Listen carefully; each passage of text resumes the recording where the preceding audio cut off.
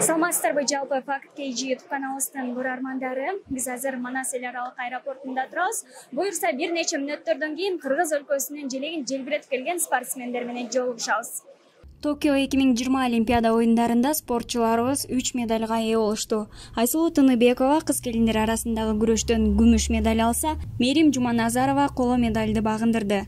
Ал эми Акжол Махмудов грек-рим күрөшүндө күмүш медальга татыды.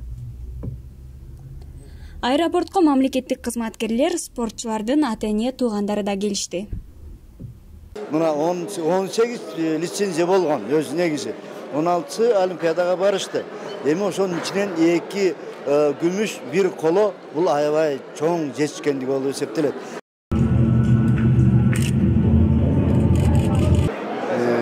Мен эле эмес, баардык ошо спортко түшүнгөн адамдардын көбүлөр менин обязательно медаль алып келиш керек деген прогноз беришкен. Эми ошол прогноз аткарылды. Кызым болсо атам менен алтын алам деп койсу. Şimdi жақсы бар әлі. Қуанышыңыз батпай жатыр,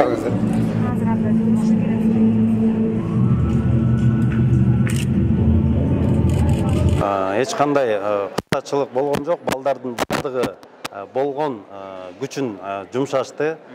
Судьяларды, тренерлерди күнөөлөгөн мен оюмча туура эмес деп ойлойм. Мисалга айта кетсек, Акжол Махмудов 22 жашында финалга чыгып отурат. Биз эми 22 жашында Олимпиадага качканыбызга сүйүнгөнбүз. 25 жашында эмки Олимпиада болот экен, күчүнө толтурган маалы болот экен, алтын алат деген ишеним бар.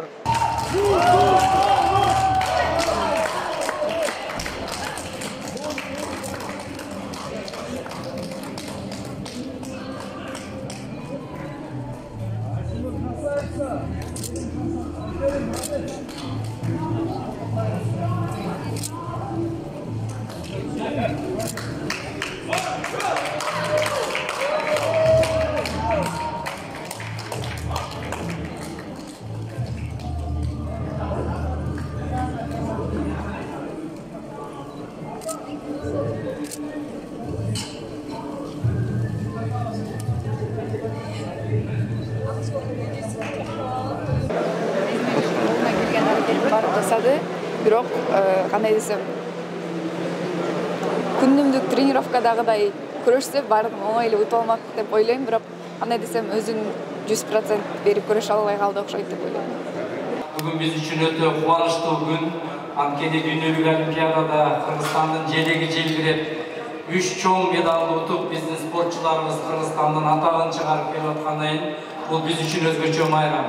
Ошон үчүн чоң урмат менен биздин мамлекетибиз тарабынан тосуп алып отурабыз. Негизги иш-чарабыз Борбордук Палата аянтында өтөт. Ал эми азыр ушу алгачкы куттуктоо сөзүн айтыш үчүн Кыргыз Республикасынын президентинин администрациясынын жетекчиси Асманбетов Сүйүнбек Сапарбековичке сөз берип коюп уруксат этиңиздер. Саламатсыздарбы, Аллайын алайык жұрт. Каржыликтерин касып кылып, канын азык кылып, Кудайбек деген жардам берип, элибизге белгилүү ийгилик жеңиш менен келип отурган биздин чыгаан уулдарыбызга Кыргыз тарыхында дуамызды туужуган азаматтар болсо экен деп тилек кылышчу эле.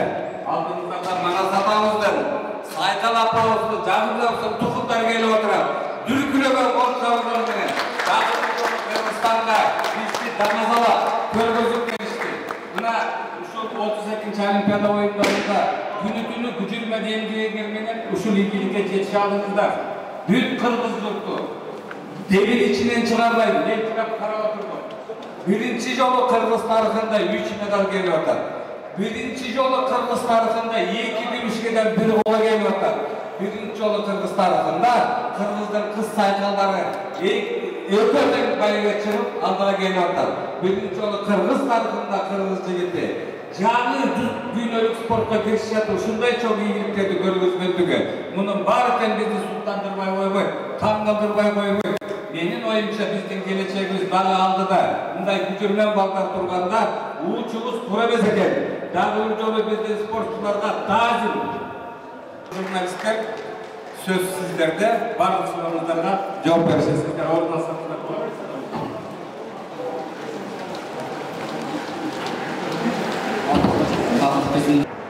Можно, пожалуйста, ответ? Рахмат.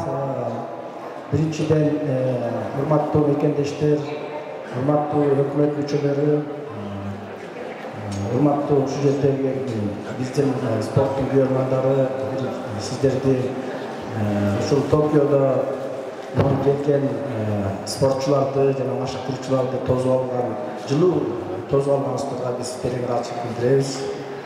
Ал эми суроого жооп берип койсом, бизде психологдор болгон, биз баягы орусча айтканда психологический сопровождение менен дээрлик 4 жыл иш алып барган инсандарыбыз бар. Ошол баардык биргелешкен медициналык тармагы жана башка биздин ар тараптуу колдоочулардын негизинде ошол ийгиликтер жаралды. Биздин сопровождать эткен психологдор. Бизде негизи Айсулу Тыныбекованын килем үстүнөн финалда ата-анасы чыгарганын баарыбыз көрдүк. Ошол жерде бизге түшүнүксүз болуп калган нерсе эмнеге эсеп кошулган жок. Ошол жерде жакшылап чечмелеп бере аласызбы көрүүчүлөргө? Рахмат. Бул деген спорт, ошол спортто Олимпиада ойындарында эл аралык деңгээлдеги калыстар тобу иш алып барат. Ал жерде андан тышкары түз экрандан кандайдыр бир мүмкүнчүлүктөр кетсе кайтадан карап чыга турган мүмкүнчүлүктөр бар. Ал жерде мен ойлойм ошол бир болор болбос калыстар тобунан катачылыктар кетиши мүмкүн, бирок Айсулуу күрөшүп жатканда андай деле катачылыктар болгон жок. Бул деген спорт, бүгүнкү күнү биз ошол килем үстүндө колон күмүш медалга татыктуу. Нурсултан Турсбеков, КТРК Спорт. Мен суроом ушул грек-рим күрөшү боюнча баш машыктыруучу Азат Эркинбаев мырзага. Жеңишиңиздер дагы жолу болсун. Бул аябай жакшы выступление болду Кыргызстан прама командасынын. Ушул чейрек финалда Жоломон Шаршенбеков менен Чоба Амунун ортосундагы күрөштө сиз Жоломонду кандай тактикада алып чыктыңыз эле? Эмне үчүн буга чейин жеңип келген балбандан бул ирет ири эсепте жеңип калды? Кандай ойлойсуз? Саламатсыздарбы, урматтуу кыргызстандыктар. Сиздерге терең ыраазычылык, чоң рахмат. Келип куттуктап тосуп алганыңыздар үчүн. Эми бул Жоломон Шаршенбеков боюнча Жоломон бардык аракеттерин жасады. Бул эми спорт экен. Спортто күрөш болгондон кийин ошондой болуп калат эми. Кандай айтсак. Эми Олимпиада оюндар экен бул. Кудай буйрса Жоломон эмки Олимпиадада сөзсүз жеңип келет. Спасибо большое. Спасибо большое. Айсулуу күрөш байыгы менен куттуктайбыз. Буга чейин Айсулуу ошо Олимпиададан медаль алсам, өзүмдүн жеке жашоомду курам деп элге сөз берген тең, бирок Олимпиададан медаль алдым, бирок баары эле биз бүтө өткөнбүз да, анан Париждеги Олимпиада оюндарына катышасыңбы? Ошол жөнүндө айтып кетсең. Бул суроону негизи бул жоопту баардык кыргыз эли табып болуш керек. Рахмат, саламатсыздарбы, бардыгыңыздарга чоң ыраазычылык билдирем. Мен буга чейин дагы көптөгөн сөздөрдү айткам, жалпы кыргызстандыктарга сөз бергем, мен аны унуткан эмесмин. Ушу бүгүнкү күнгө чейин келип, ушул Олимпиада оюндарында күмүш медальга жеткенимдин дагы бул себеби ушу кыргызстандыктарга мен сөз берген үчүн ар бир канчалык кыйналган, кандай гана күндөр болбосо дагы мен кыргызстандыктарга сөз берген үчүн мен ушул бүгүнкү күндөгү ийгиликти жаратып турабыз. Ал эми болсо мен жеке жашоо боюнча дагы алдыда дагы Парижде өтө турган Олимпиада оюндарына катышамбы деген азыркы учурда чындыгында айтсам менде эч кандай ой жок. Өзүңүздөр билгендей эле алтын медаль алам деп барган болчумун. Бул Аллах Тааланын буйругу менен экинчи орунду алып ушул жерде отурабыз. Мен эгер кандайдыр бир чечим чыгарганда ушул учуп келатканда деле күрөш бүткөн күндөн кийин деле мен жеке машыктыруучулар менен жалпы биздин командабыз менен биргеликте чогуу отуруп сүйлөшкөнгө мүмкүнчүлүк болгон жок. Мен ойлойм бир аман эсен өзүбүздүн мекенибизге келип алдык. Буюрса бир жума болобу, бир ай болобу, өзүбүз толугу менен өзүбүздүн абалыбызга келип алгандан кийин биргеликте командабыз менен отуруп сүйлөшүп алып жыйынтык чыккандан кийин мен албетте кыргыз элим, жалпы кыргызстандыктар менден күтүп аткандан кийин мен өзүмдүн чечимимди сөзсүз түрдө сиздерге биринчи айтам. Спасибо большое. Вы наша гордость. Рахмат. Аэропорттогу кыска пресс-конференциядан кийин Майрамды Газем Ала Тоо аянтында уланды. Президент Садыр Жапаров сөз сүйлөп, ар бир спортчу кызыл килемден басып өттү. Кыргыз Республикасынын президенти Садыр Нуркожоевич Жапаров келе жатат.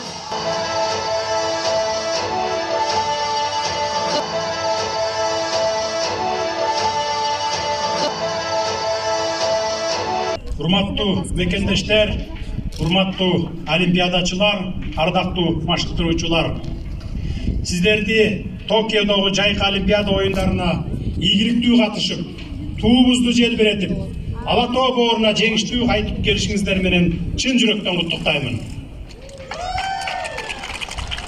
Олимпиадалык медалдарды, спорттук мыкты жыйынтыктарды, спортчуларыбыздын жетишкендиктерин, өлкөбүздүн эгемендүүлүгүнүн 30 жылдыгына татыктуу белек деп эсептеймин. Сиздер бардык кыргызстандык күйөрмандардын үмүтүн актап, элибизди кубанычка бөлөдүңүздөр. Олимпиада оюндарында дүйнөнүн 200дөн ашуун өлкөсүнөн 12.000ден ашык спортчу катышууда. Ал эми Кыргызстандан 16 спортчу катышып, күрөш боюнча улуттук командабыз 3 медаль утуп алды. Кыргызстандын кыз келиндер күрөшүнүн тарыхында биринчи жолу Олимпиада оюндарынын 2 медалына ээ болдук. Урматтуу кыргызстандыктар, урматтуу көрмандар, чын айтсам, сиздердин алдыңыздарда толкунданып турам.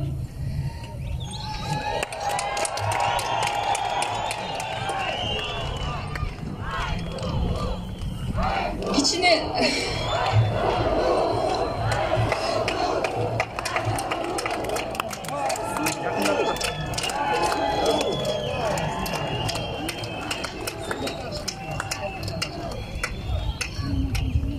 аз күн чет өлкөдө жүрсөк дагы өз мекенимди эч качан сагынбагандай, бүгүнкү күндөй сагынган эмесмин. Канчалык алыстыкта болсом дагы ар бириңиздердин колдооңуздарды сезип жаттым.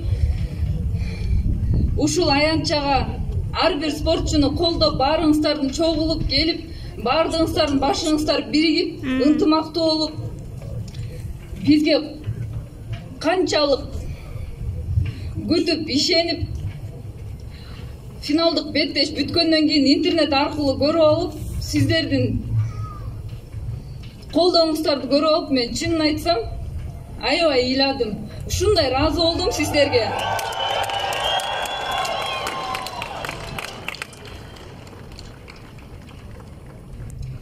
Ушул күмүш медалдын баасын утуп калгандан кийин сезген эмесмин. Сиздердин колдооңуздарды көрүп мен кайтадан өзүмдүн маңдай жүзүмө күлкү, маанайым ачылды. Ушул менин бүгүнкү маанайымды сиздер тартууладыңыздар. Сиздерге чоң ыраазычылык билдирем.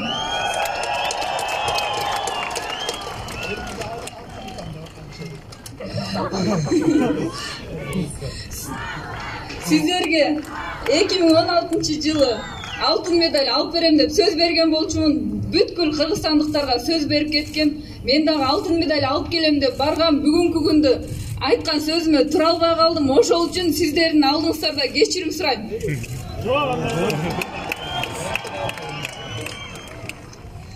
Буйруса, биздин жашообуз өзү күрөш токтогон жок. Ар бириңиздерге терең ыраазычылык билдирем. Бардыгыңыздарга чоң рахмат. Таазим сиздерге. Чоң рахмат. Урматтуу Айсулуу кызыбызга дагы биз терең ыраазычылык билдиребиз. Ушул жерде турган бардык спортчуларыбызга башыбызды ийип таазим кылабыз. Ал эми урматтуу мекендештер, сиздерге өзгөчө ыраазычылык, мына күндүн ысыгына карабай колдоп, кыргыздын намысын көрсөтүп ушул жерге келип берип отурасыздар. Биздин баатырларыбыз ушул жерде жарышка чыкканда дагы борбордук алат аянтында келип колдоп берип турдуңуздар. Ылайым Кыргызстаныбыздын атагы алыска чыга берсин. Кырмызы кызыл туубуз Кыргызстандын желегин дүйнөгө желбирете берели. Спортчуларыбызга бекем ден соолук каалайбыз. Ал эми жалпы мекендештерибизге аманчылык каалайбыз. Алдыда турган эгемендүүлүгүбүздүн 30 жылдыгы куттуу болсун. Анда азыр биздин спортчуларыбызга арналган концерттик программабыз башталмакчы. Спортчуларыбызды орундуктарга узатып коелу. Рахмат сиздерге. Урматтуу кыргызстандыктар, сиздерге мен дагы терең ыраазычылыгымды билдиремин. Ушинтип биздин спортчуларды тосуп алып, ушул жерге келип, колдоп, коштоп, дух берип турганыңыздар бул спортчуларыбыз үчүн дагы бир топ салым кошот.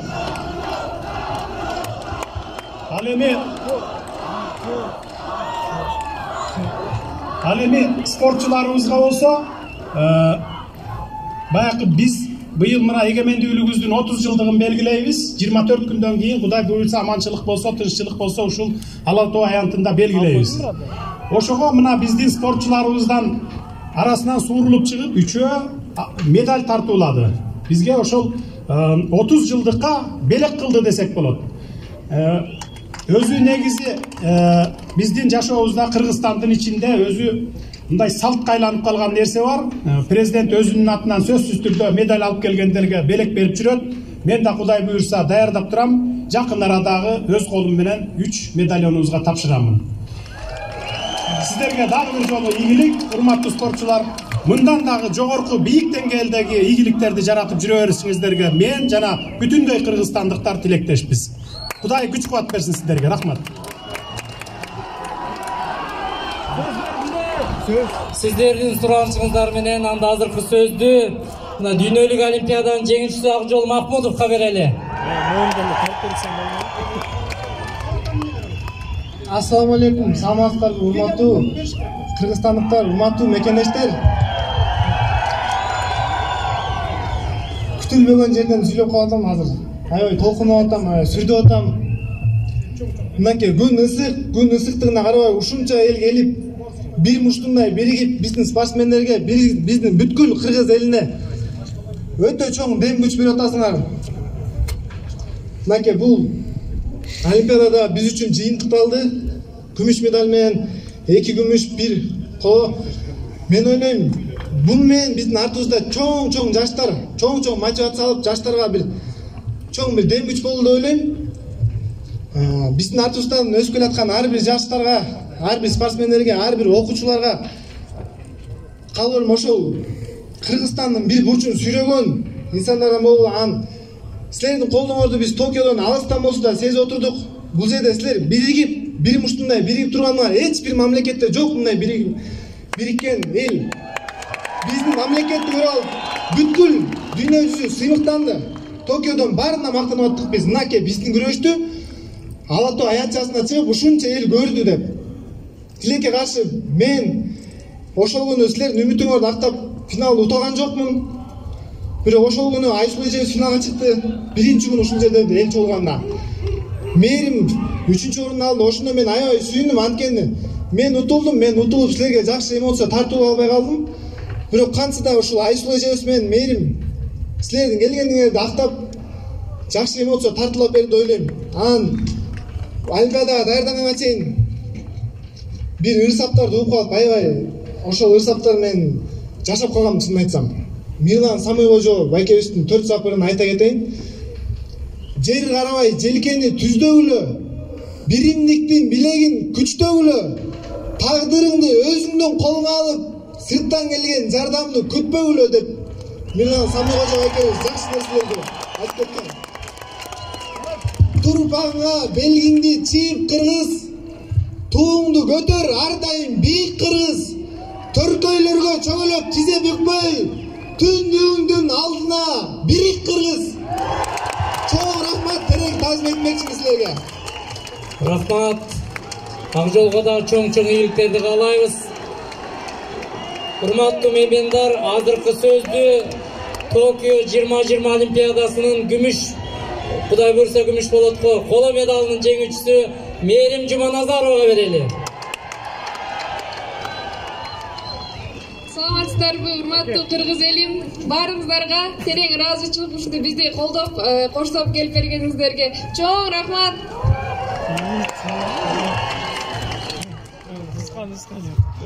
Урматтуу катышуучулар, урматтуу кыргызстандыктар, өкмөттүн аппаратынын уюштуруучуларынын анча-мынча кемчилиги кетип калат.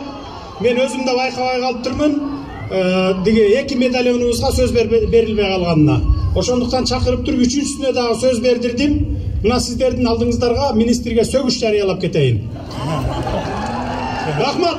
Кийинки жылдары мындан дагы чоң ийгиликтерге жетишкенин Кудайдан тилейлик. Жакшы калыңыздар. Урматтуу өлкө башчыбыз, президентибизге ыраазычылык билдиребиз. Элибиз кайдасыздар? Колдоп туралы биздин спортчуларыбызды. Өлкө башчыбыз Садыр Нуркожоевич Жапаров өзү кол алып ар бирин куттуктап турган учуру өдө берели, өсө берели, бийиктей берели Кыргызстан.